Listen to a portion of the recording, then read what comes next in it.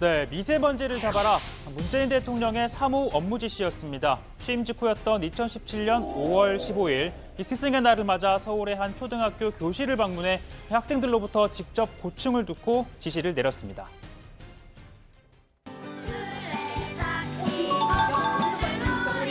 제가 친구들이랑 놀려고 할 때 항상 막 밖에서 미세먼지가 막 나쁨 때문에 제가 나가지 못하는데 이런 막 친구들과 밖에서 놀려면 미세먼지가 좋아야 되잖아요.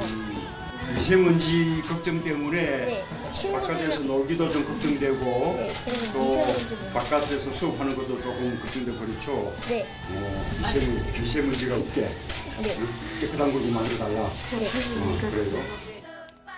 네, 이날 문 대통령은 응급대책으로 가동한 지 30년이 넘은 석탄 화력발전소를 당시 6월 한 달간 일시적으로 가동을 중단하라고 지시했습니다.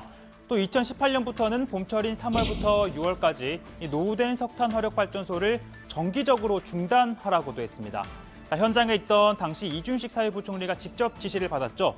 그리고 이후 관계부처들이 대책을 마련하기 위해 머리를 맞댔고 2017년 9월 미세먼지 배출량을 30% 줄이겠다는 종합대책을 내놨습니다. 문재인 정부 임기 내인 2022년까지 30년이 넘은 석탄 화력발전소 7기를 모두 폐쇄하고 그리고 오래된 전기차 286만 대 중 77%, 즉 221만 대를 퇴출시키겠다는 내용이었습니다. 이 같은 대책도 또 있었습니다. 고농도 미세먼지 발생으로 심각한 상황이 발생할 경우에는 차량 이부제, 사업장 운영 조정 등 비상저감 조치를 실시할 계획입니다. 또 그리고 아마 공공기관에서 근무하시는 분들은 오늘 차 번호 끝자리가 짝수인 경우 자가용을 운전하지 못했을 겁니다. 그리고 일반 시민들도 자발적으로 동참해 대중교통을 이용하신 분들이 있을 텐데요. 그러나 차량 이부제에 대해서는 반대 여론도 만만치 않습니다. 대중교통을 타라고 하는 시간과 대중교통에서 내려서 회사에 출근하는 그 시간에 오히려 미세먼지를 더 마시게 되는 겁니다.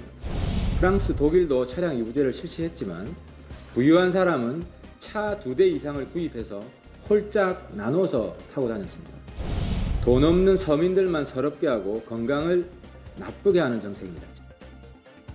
그리고 필수품인 마스크, 실내, 실외를 가리지 않고 식약처 인증을 받은 KF 마스크를 착용하고 계실 텐데 좀 답답하더라도 미세먼지에 고스란히 노출되는 것보다는 낫다는 생각에서일 겁니다.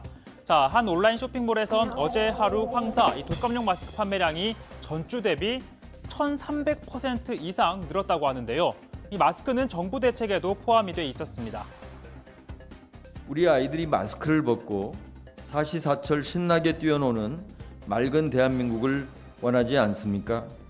민감계층에 대해서는 마스크 등 예방 물품을 제공하는 찾아가는 돌봄 서비스도 실시할 계획입니다. 이렇게 취약계층에 대해서는 정부가 마스크를 보급하겠다라는 계획이었습니다. 그러나 일각에서는 이 마스크를 굳이 국가에서 사줘야 할 만큼 시급한 문제인가 또는 이 호흡기 질환자나 어린이, 노인 등은 마스크를 쓰면 오히려 건강에 더 문제가 발생할 수 있다는 주장도 있습니다. 이와 관련해 환경부는 최근 마스크 무상 보급 그리고 마스크의 효과에 대한 검토에 돌입을 했는데요. 합동 대책을 내놓은 지 1년하고도 석 달이 지나서야 관련 연구 용역을 발주한 겁니다. 그러다 보니 야권에서는 비판의 목소리가 나오고 있습니다. 국회 환노위원장인 한국당 김학용 의원은요. 국민의 일상이 위협받고 있는데 이런 뒷북 행정이 어디 있냐라고 했습니다. 또 이 과학적 근거를 거론하는 환경부 조치에 대해서는 그렇다면 자칫 미세먼지 마스크가 안전하지 않다는 것으로 여겨지는 대목이라고도 했습니다. 나경원 원내대표도 정부 정책엔 근본적인 대책이 없고 또 탈원전 정책이야말로 친환경이 아닌 반환경 정책이라고 주장했는데요.